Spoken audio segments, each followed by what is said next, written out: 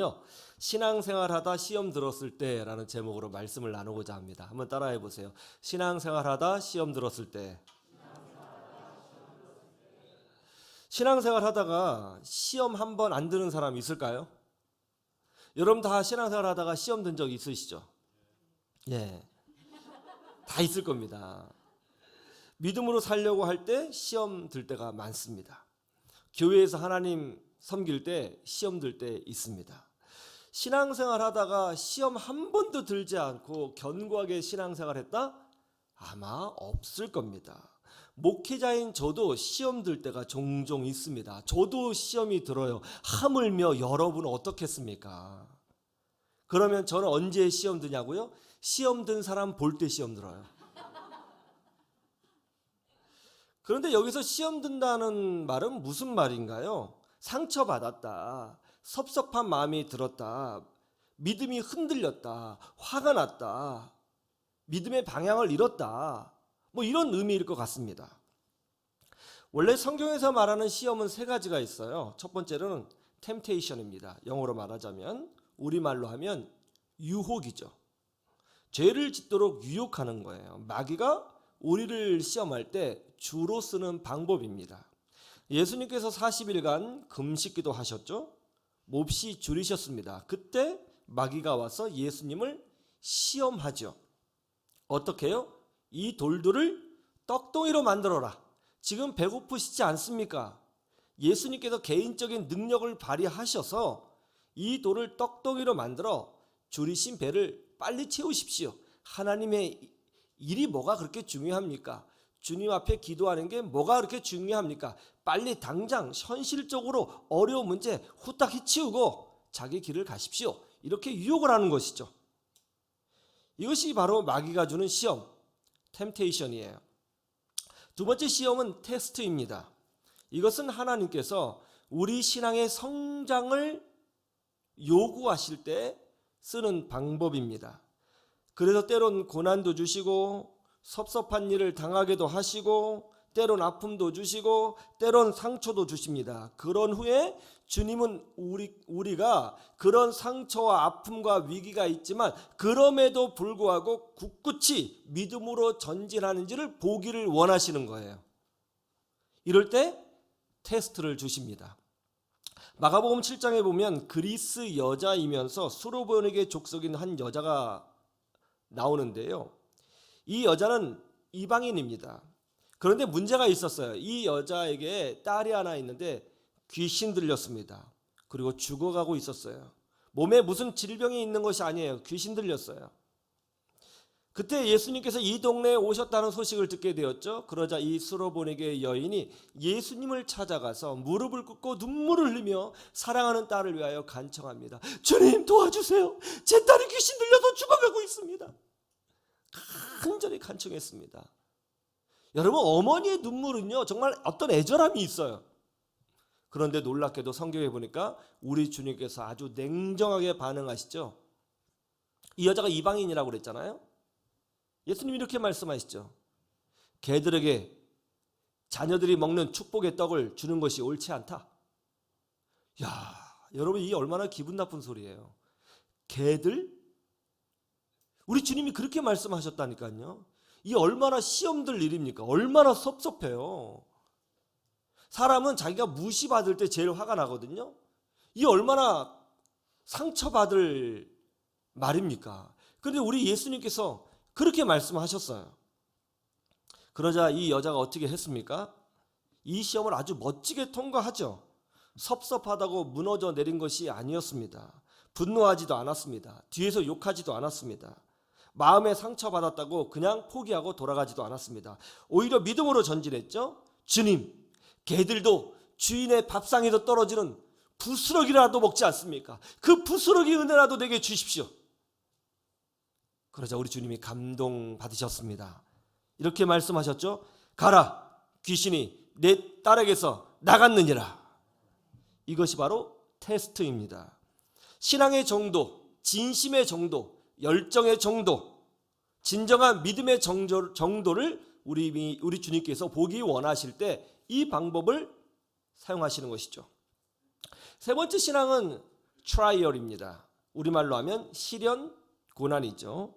베드로전서 4장 12절에서 13절에 보면 이렇게 기록하고 있어요. 사랑하는 자들아, 너희를 연단하려고 오는 불시험을 이상한 일 당하는 것 같이 여기지 말고 오직 너희가 그리스도의 고난에 참여하는 것으로 즐거워하라. 이는 그의 영광을 나타내실 때에 너희로 즐거워하고 기뻐하게 하려 함이니라.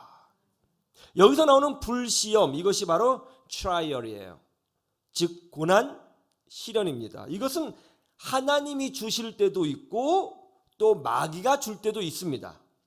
하나님이 우리에게 이와 같은 고난, 시험, 불시험을 주시는 것은 우리의 믿음을 정금같이 만들려고 하실 때에, 그리고 우리의 신앙이 좀 타락했어요. 그래서 순수한 신앙으로 돌아가게 하려고 할 때에 이런 불시험, 고난, 트라이얼을 주시는 것이죠.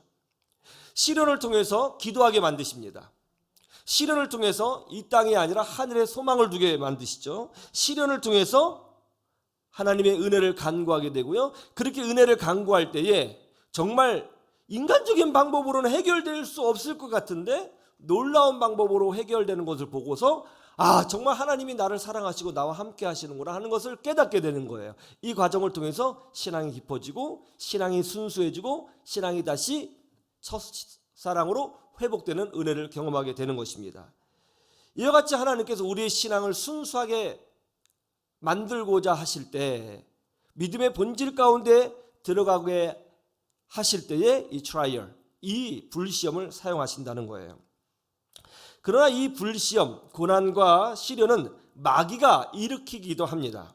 고난을 통해서 하나님을 의심하게 만들어요. 고난을 통해서 하나님을 배신하게 만듭니다. 고난을 통해서 하나님께 대하여 섭섭한 마음을 갖게 만들려고 합니다. 그래서 마귀는 우리의 믿음을 흔들기 위하여 또 우리의 믿음을 무너뜨리려고 할 때에 시련, 고난, 아픔, 상처를 사용해서 우리를 시험한다는 것을 여러분 아셔야 되는 것입니다. 그래서 시험에는 세 종류가 있는 것이죠. 마귀가 사용하는 템테이션, 유혹, 하나님이 우리의 신앙을 성장시키기 위하여 사용하시는 테스트, 그리고 고난을 뜻하는 트라이얼, 이렇게 세 가지가 있는 거예요. 우리가 신앙생활 하면서 이와 같은 시험을 한 번도 경험하지 않고 신앙생활 할 수 있을까요? 절대로 불가능합니다. 신앙생활 하다면 믿음으로 살고자 할 때는 항상 이와 같은 시험들을 우리가 경험하게 되어 있는 것이죠. 다 섭섭함을 경험하기도 하고요. 다 상처가 있고 다 고난이 있고 다 아픔이 있고 다 눈물이 있어요. 그리고 다 유혹도 경험하게 되는 것입니다. 이것이 진실이에요. 그러므로 여러분 믿음으로 살 때 정신 바짝 차리셔야 됩니다. 그리고 마음을 강하게 먹으셔야 되는 것입니다. 믿음으로 사는 것, 천국 백성의 특권을 누리는 것, 하나님의 축복을 받는 것은 쉬운 일이 아닙니다. 마음을 강하게 하셔야 되는 거예요. 어떤 일이 있어도 나는 믿음으로 전진하리라. 어떤 위기가 있어도 나는 수로보니게의 여인과 같이 주님 앞에 믿음으로 승리하리라. 이런 마음을 굳게 먹으셔야 되는 것입니다. 그럴 때 믿음의 승리를 거두게 되는 거예요. 이스라엘 백성이 요단강을 마른 땅 건너가듯이 건너갔습니다. 그런데 여기서 끝나지 않았어요. 이스라엘 백성이 요단을 다 건너가자 하나님께서 여호수아에게 이렇게 명령하셨습니다. 이스라엘 12지파를 상징하는 큰 돌을 가져다가 제사장이 발바닥으로 선 그곳에 그 돌들을 쌓아두라.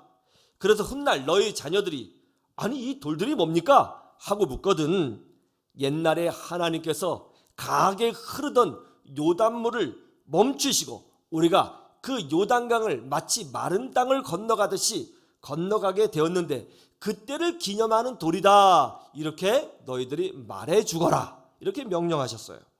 그래서 여호수아가 12개의 큰 돌을 가져다가 제사장들이 서 있었던 그곳에 그 돌들을 쌓아 두었다는 것입니다. 하나님은 왜 이 돌들을 쌓아서 그때를 기념하게 하셨을까요? 여러분 생각해 보세요. 이스라엘 민족이 이제 요단강을 건너서 가나안 땅에 들어가게 되었는데요. 그들에게 항상 좋은 일만 일어날까요? 항상 승리하고 항상 번성하고 항상 형통하기만 할까요? 절대로 그렇지 않습니다. 젖과 꿀이 흐르는 땅에 들어갔지만 그 젖과 꿀이 흐르는 땅 안에서도 아픔이 있을 것이고 고난이 있을 것이고 분쟁이 있을 것이고 다툼이 있을 것이고 눈물이 있을 것이고 섭섭함이 있을 것이고 실패가 있을 거예요.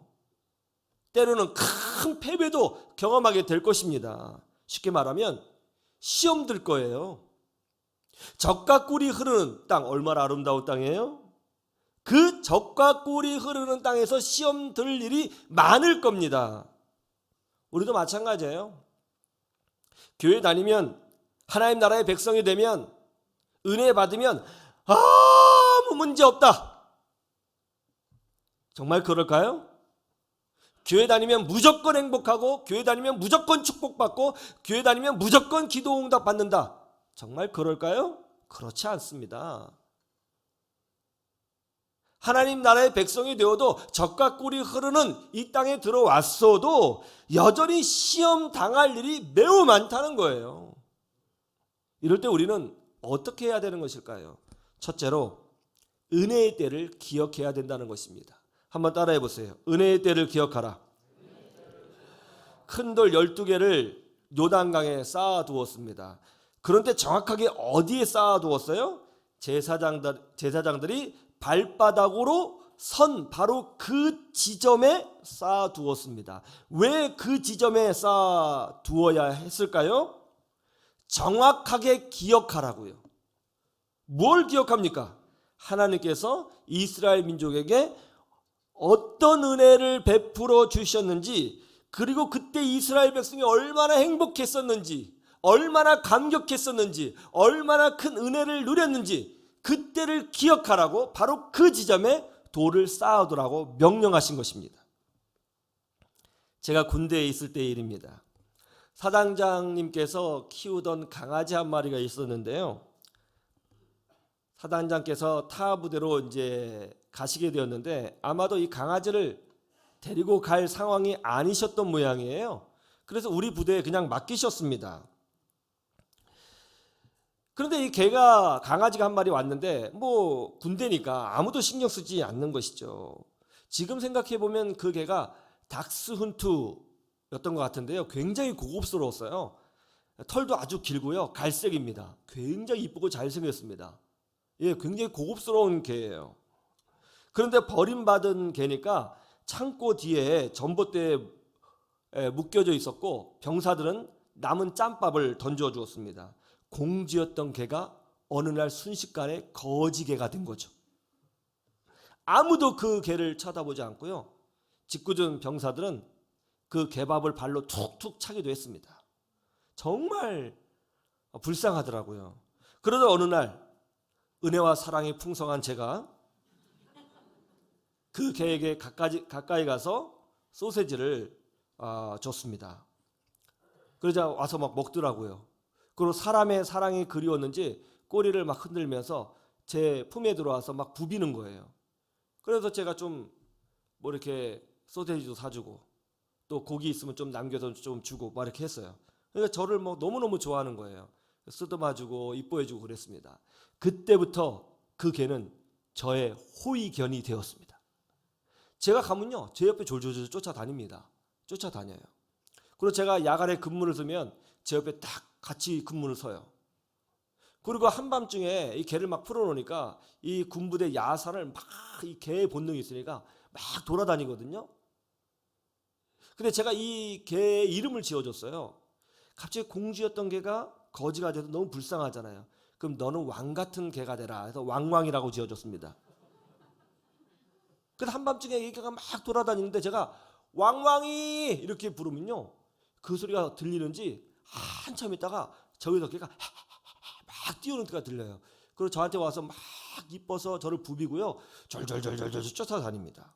심지어 나중에는요 다른 병사가 먹이를 줘도 먹지 않아요. 꼭 제가 줘야 먹습니다. 완전히 제 옆에 붙어다닌 아주 충성스러운 개가 됐습니다. 그런데 뭐 군대 생활 하다 보면 훈련할 때 많고 바쁘잖아요. 바빠도 자꾸 뭐 옆에 붙어있으면 발로 툭 차면서 저리가 툭 하고 때로 막 너무 붙어 있으면 위험하니까 위협도 하거든요. 빨리 저리 가! 막 이렇게 해도요, 그냥 좋다고. 예? 그렇게 제가 발로 차고 그래도 좋다고 하면 쫓아다니는 거예요. 이 강아지는 저를 아주 좋아해 줍니다.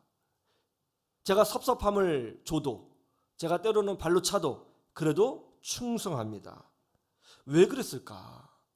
그때 전봇대에 묶여있을 그때에 먹을 것을 주고 안아주고 품어줬던 그때의 그 은혜를 이 강아지가 잊지 않고 있는 거예요. 다윗은 고난을 많이 당한 사람이죠. 그리고 하나님께 징계와 시련도 많이 당했습니다. 다윗만큼 고난받은 사람이 우리 중에 또 있을까요? 그런데 다윗은 끝까지 하나님을 사랑했습니다. 그 이유가 뭘까요? 다윗은 이렇게 고백했죠. 나를 택하사 나를 여호와의 백성 이스라엘의 주권자로 삼으셨으니, 늘 이런 고백을 합니다. 아버지도 버린 자신을 하나님이 택해 주시고, 장인 어른도 버린 자신을 하나님이 불러주시고, 백성들도 자기를 향하여 등을 돌렸는데 하나님께도 끝까지 함께 해주셔서 자기를 왕으로 세워주셨다. 그 하나님의 은혜를 나는 절대로 잊을 수 없어 라고 고백을 하고 있다는 것입니다. 여러분도 신앙생활하면서 하나님께서 주신 은혜를 누린 적이 있으시죠? 교회 다닐 때 행복한 적 있으시죠? 찬양하면서, 예배드리면서, 신앙생활하면서 하나님의 은혜에 감격해서, 감사해서 전율하시고 눈물을 흘리신 적 있습니까? 시험 들었을 때에 그때를 기억하라는 것입니다. 그때의 사랑, 그때의 추억, 그때의 은혜를 기억하시고 흔들리지 말아야 하는 것입니다. 그리고 어떤 시험이 들었든지 나는 이겨내리라, 이딴 걸로 난 끌려가지 않아, 이런 선포를 외치면서 믿음으로 전진하셔야 하는 것입니다. 그럴 때 최후 승리를 노래하게 되는 것이죠. 그렇게 되기를 주님의 이름으로 축원합니다. 두 번째는 환승력인지 종착역인지 구별하라는 것입니다. 한번 따라해 보세요. 환승력인지 종착역인지 구별하라. 이게 무슨 말이에요? 지금 당하고 있는 이 시험, 지금 당하고 있는 이 고난, 지금 당하고 있는 이 위기가 지나가는 시험인지 아니면 내 인생의 종착역인지 구별하라는 것입니다. 하나님이 이스라엘 민족에게 가나안 땅을 주신 이유가 뭐예요? 노예였던 이스라엘 민족을 크게 만드신 후에 그 민족에게서, 특별히 그 민족에게서 모든 시대의 유일한 구원주이신 예수님을 보내실 것입니다. 그런 후에 모든 민족이 바로 그 예수님을 믿고 구원받게 하실 것입니다. 이것이 바로 하나님의 목적이고 이스라엘을 향하신 종착역이었어요. 그러나 어떻습니까? 그와 같은 하나님 나라의 역사가 완성되기까지 이스라엘 백성들은 고난을 경험해야 할 거예요. 상처를 받을 거예요. 위기를 경험할 거예요. 실패도 할 겁니다. 전쟁에서 패배도 할 거고요. 또 시험도 많이 들 거예요. 그런데 중요한 게 뭐죠? 그런 고난과 아픔과 상처와 섭섭한 마음과 절망과 눈물과 그런 시험거리들은 종착역이 아니라 다 지나가는 일이라는 거예요. 최근에 한 집사님께서 제게 급하게 전화를 걸었습니다. 목소리가 매우 어두웠어요. 목사님, 집사님 무슨 일이 있으신가요? 그러자 그 집사님이 갑자기 확 눈물을 쏟으시면서, 목사님 저 암이라고 합니다. 그것도 사기래요. 저 어떡해요? 아니 언제 어떻게 진단 받으셨어요? 대화를 나눴어요. 목사님 제가 연락도 못 드리고 염치불구하고 지금 전화 드립니다. 참 마음이 아프더라고요. 그런데 그 전화 목소리를 딱 듣는 순간 하나님께서 제게 이런 마음을 주셨어요. 아들아, 이것은 지나가는 고난이니라. 제가 그랬어요. 집사님, 이 고난 지나가는 고난입니다. 그러다 그 집사님이 아멘 전화해야 되고요. 목사님 주신 말씀이 힘이 됩니다. 제가 이 말씀 붙들고 기도할게요. 병원 치료 잘 받으셨고요. 외과적 치료 잘 받으셨습니다. 그리고 기도 많이 하셨습니다. 지금 완치되어 건강한 줄로 믿으시기를 주님의 이름으로 축원합니다. 신앙생활하다가 시험 들었어요. 마음에 섭섭함이 생겼어요. 이해하지 못할 일이 생겼나요? 위기가 있습니까? 절망이 있습니까? 그것이 우리 인생의 종착역일까요? 그것으로 내 인생이 끝나는 것일까요? 그렇지 않습니다. 다 지나가는 것입니다. 지나가는 것 붙들고 신앙생활 하지 마십시오. 그러므로 큰 시험 들었을 때에 요단강 사건을 기억하시고 흔들리지 마시고 믿음으로 전진하시는 주의 백성들이 되시기를 주님의 이름으로 축원합니다. 세 번째는 성장의 기회로 만들라는 것입니다. 한번 따라해 보세요. 성장의 기회로 만들라. 시험 들 때 우리는 그 시험 든 것 때문에 분노하고 감정을 드러내고 낙심하고 절망하고 원망하고 또 그 상처를 묵상하고 되씹고 곱씹고 반복해 생각하고 그걸 또 꿈꾸고 하면서 스스로 무너지는 것을 경험합니다. 여러분 그렇게 하지 말아야 되는 것입니다. 왜요? 하나님이 그런 행위 자체를 기뻐하지 않으셔요. 그러면 어떻게 해야 되는 것입니까? 시험이 들면 하나님께서 지금 나에게 기도하라고 하시는구나. 지금 이때 하나님께서 나로 하여금 더 성장하라고 말씀하고 계시는 거구나. 이것까지라도 품을 수 있는 넓은 그리스도의 마음을 품으라고 우리 주님께서 내게 메시지를 주시는 것이구나. 이렇게 생각하셔야 된다는 거예요.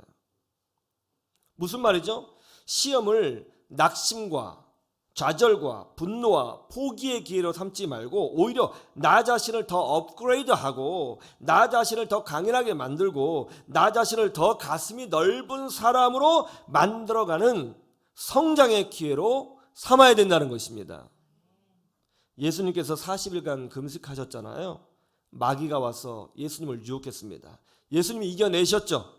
그러자 어떤 일이 벌어졌어요? 천사가 와서 수종 들었습니다. 요셉이 형들에게 버림받고 노예가 됐습니다. 비참해졌죠.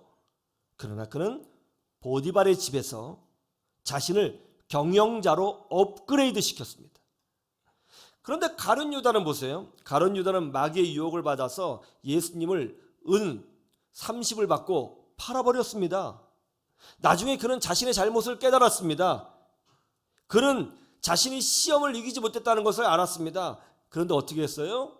그것을 자신이 성장하는 기회로 삼지 않고 좌절하고 절망하고 낙심해서 자살하고 말았습니다. 그러나 똑같이 예수님을 배신했던 베드로는 어떻게 했습니까? 예수님을 3번이나 부인했지만 그 사실을 알고 있었지만 다시 믿음으로 일어나려고 노력했습니다. 다시 주님께 가까이 가려고 노력했습니다. 그런 상처와 실패를 자신의 성장 기회로 삼으려고 노력했습니다. 더 담대한 믿음으로 전진했습니다. 그러자 어떤 일이 벌어졌어요? 오순절날 성령께서 강림하실 때에 베드로가 설교하게 되었는데요. 그 결과 그 자리에서 3,000명이 예수님을 영접하는 기적이 일어났어요. 그리고 성전 미문에 앉은 안진뱅이가 있었는데 베드로가 예배하러 가다가 그 안진뱅이를 보고 기도해 줬습니다. 은과 금은 내게 없거니와 곧 내게 있는 것으로 내게 주노니 나사렛 예수 그리스도의 이름으로 일어나 걸으라. 그러자 그 안진뱅이가 걷는 기적이 바로 베드로의 손을 통해서 나타나게 된 것입니다. 어떤 집사님이 식당 봉사하다가 시험 들었습니다.